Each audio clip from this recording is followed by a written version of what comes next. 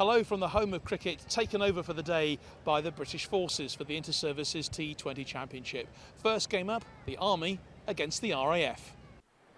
The RAF, aiming for a third successive Inter-Services T20 title, put the Army into bat. The Reds knowing they had to go for the RAF from the start, and opener Danny Webb did just that.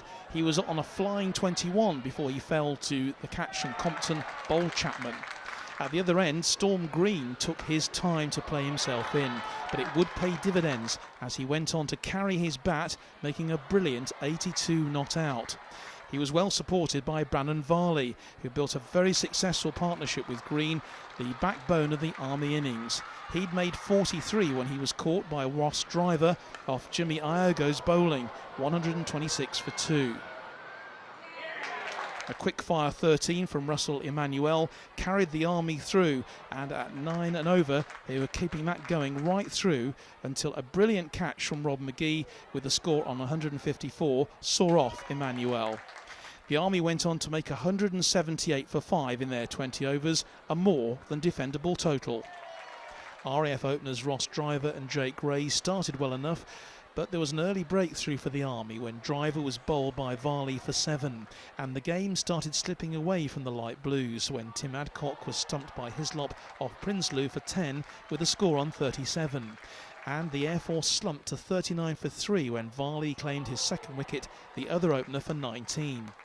Captain Matt Compton looked to steady the ship, but he was caught by Varley, bowled Boynton in the deep for 20, the first of his 4 wickets. The RAF collapsed, losing 6 more wickets. This brilliant catch from Governor of Tom Chapman, all out for just 122, 56 short of the required total. The Army delighted. It's still a long way to go. Do not underestimate the Navy. You know, we can't. Again, in 2020, it's a funny old game.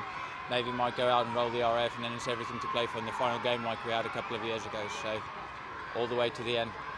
All credit to the Army, and I think we're at this point in our performance, but we've got a match to rectify ourselves, and that's what we aim to do.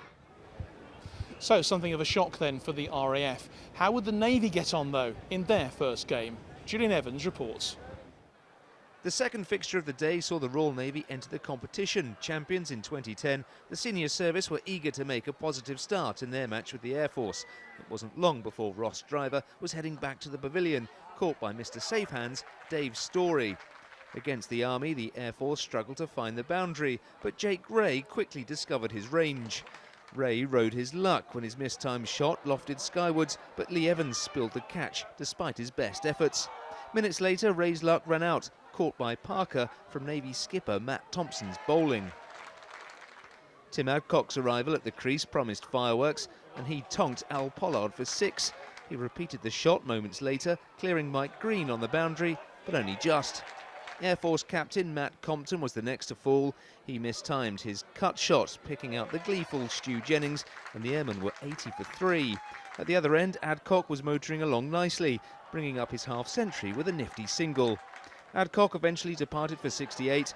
The man from Fylingdales said goodbye to his bails as he was stumped by the quick-witted Dan Matham. Mike Green found himself on a hat-trick after first Sean Morris holed out, before Andy McGeorge went the same way. In the end, the airmen set a competitive total, 178 for 7, but would it be enough? The Navy faltered in their reply early on. Matt Thompson was already back in the pavilion before Sean Morris dismissed Stu Jennings. Moments later, the Navy were 3 down with just 6 runs on the board as Morris tore through the top order. Despite the best efforts of Ian Buss, the Navy innings failed to ignite. Dark blue wickets continued to tumble as the airmen excelled in the field.